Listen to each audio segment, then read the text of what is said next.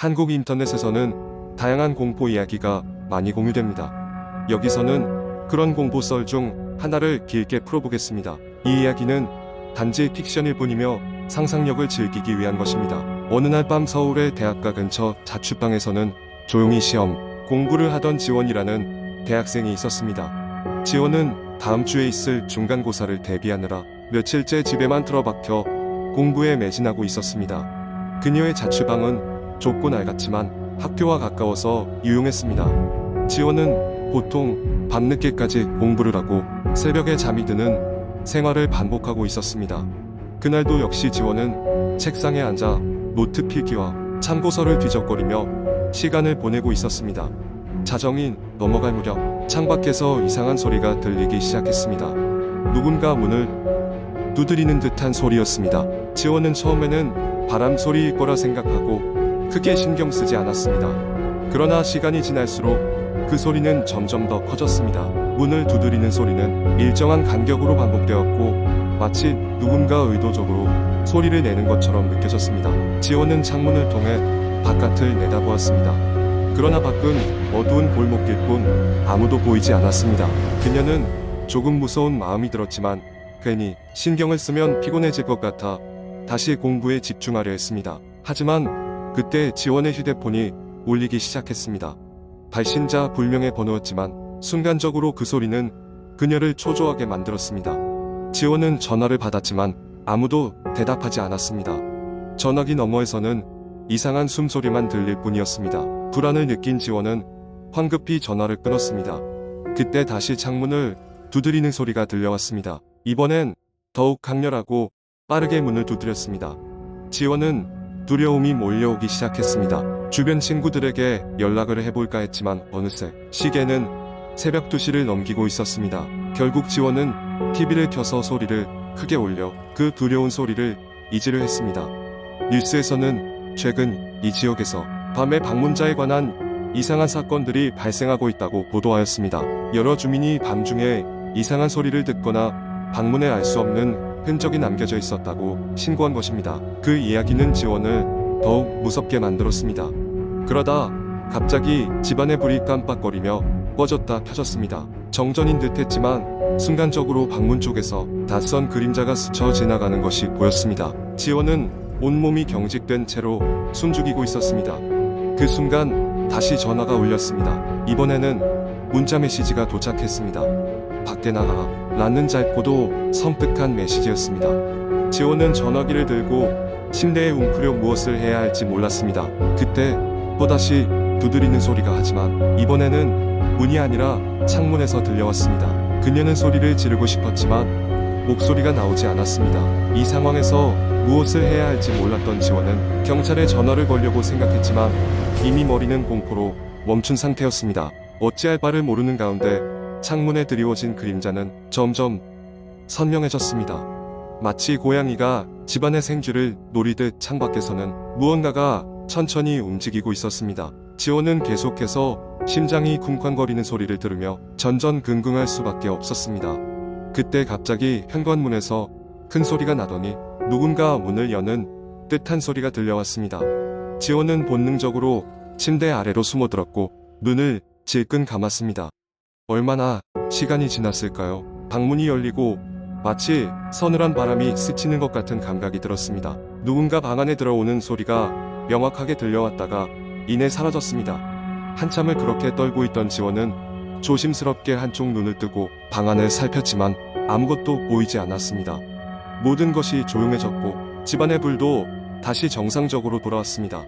지원은 결국 밤새 잠을 제대로 못 이루고 날이 밝을 때까지 벌벌 떨며 시간을 보냈습니다. 아침이 되자 급히 친구에게 연락해 잠시 머물게 해달라고 부탁하고 집을 나섰습니다.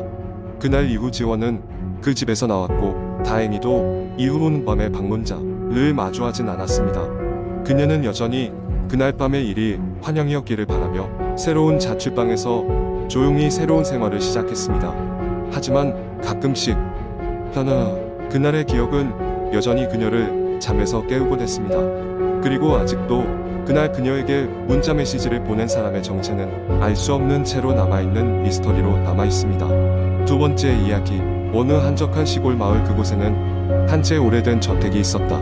사람들은 그 저택을 귀신이 나오는지 이라 부르며 가까이 가기를 꺼려했다. 저택은 1920년대에 지어진 고풍스러운 건물로 붉은 벽돌과 높은 첨탑이 인상적이었다.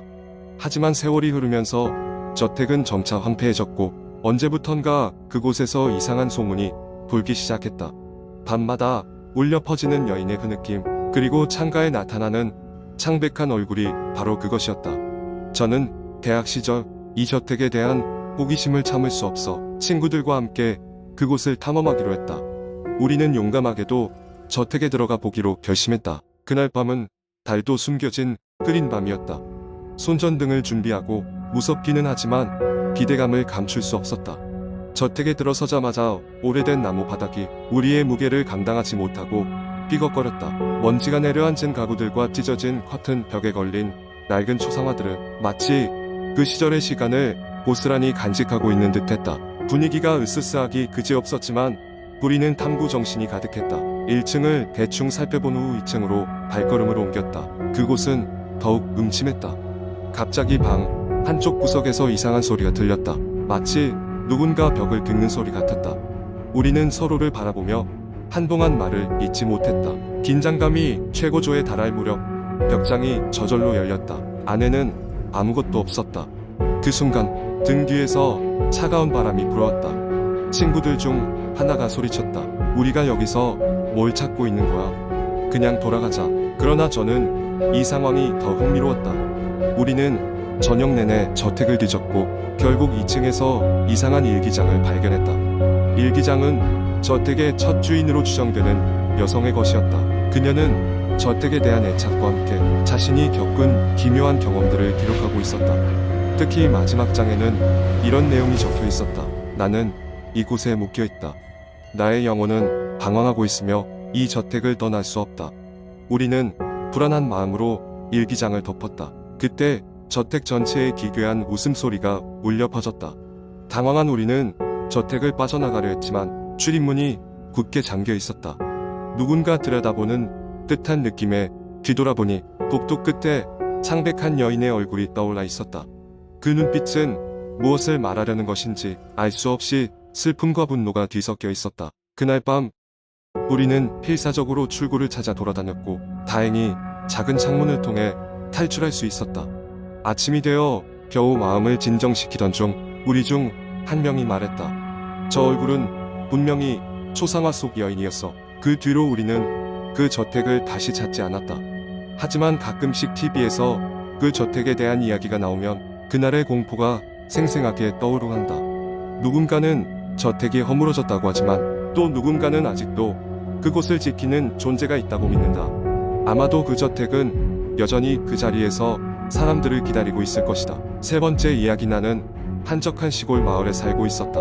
마을은 산으로 둘러싸여 있었고 인구 밀도는 매우 낮았다. 그런 고요한 환경은 도시 생활에 지친 사람들이 은퇴 후 거주지를 정하기에 반성맞춤이었다. 나는 어릴 적부터 이곳에서 자라났기 때문에 산과 들에는 익숙했지만 요즘 들어 이상한 소문이 마을을 감싸기 시작했다. 소문에 의하면 마을 뒤편의 큰 산속에 가로등이 켜지지 않는 어두운 길이 있으며 그 길을 밤에 걸어가면 귀신을 목격하게 된다는 것이었다. 특히 조승달이 뜨는 밤이면 산속 어두운 길에서 이상한 소리가 들린다고 했다. 비명 같기도 하고 속삭이는 소리 같기도 한 그 소리를 들은 사람들은 한결같이 다시는 그 길을 지나고 싶지 않다고 말했다. 나는 초등학교 시절부터 친구들과 함께 용감한 척하며 그런 장소를 찾곤 했지만 이번만큼은 마음이 내키지 않았다. 그럼에도 불구하고 호기심은 쉽게 사그라지지 않았다. 어느 날 친구들 몇 명과 함께 그 길을 탐험해 보기로 했다. 우리 중 가장 겁이 많은 철수조차도 이번에는 빠질 수 없었다. 날짜는 초승달이 뜬 5월의 어느 밤이었다. 마을의 가로등이 하나 둘씩 꺼지자 우리는 서로를 고무하며 손전등을 챙겨 그 길을 따라 나섰다. 길 초입의 산길은 그다지 특별해 보이지 않았다.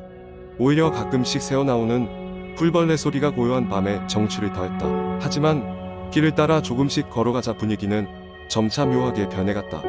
산 한개가 피어오르듯이 주변이 서늘하게 변하더니 나무들 사이에 이상한 형체가 스치듯 보였다.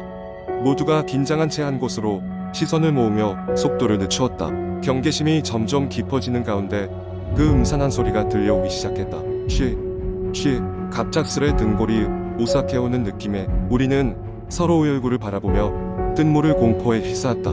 그러다 문득 한 친구가 고개를 갸웃하며 말하기를 그 소리가 자신의 이름을 부르는 것 같다고 했다. 처음에는 그저 기분 탓이라고 생각하며 길을 걸어가는데 모두가 같은 느낌을 받기 시작했음을 알았다. 그 소리는 확연히 우리 각각의 이름을 불렀다. 미묘한 두려움에 사로잡힌 우리는 맞잡은 손을 더욱 꽉 쥐었다. 소리의 근원지를 찾아내고 싶었지만 동시에 그곳에서 벗어나고 싶은 마음이 간절했다. 그때 갑작스런 바람이 우리 주위를 휘감으며 불기 시작했다. 오싹한 추위가 뼛속까지 스며든 것 같았다. 마침내 우리는 그곳이 더 이상 안전하지 않다고 판단하고 서둘러 마을로 돌아가기로 했다.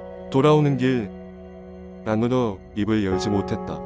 무슨 말을 해도 그것이 우리를 더 겁나게 할 뿐일 것만 같았다. 마을로 무사히 도착한 후 우리는 그날 밤의 경험에 대해 다시는 이야기하지 않기로 했다. 그러나 가끔씩 밤이 되면 그때의 기억이 떠오르간다. 산속에서 들려오던 소리는 여전히 아찔한 공포로 남아 우리의 꿈자리를 불안하게 만들었다.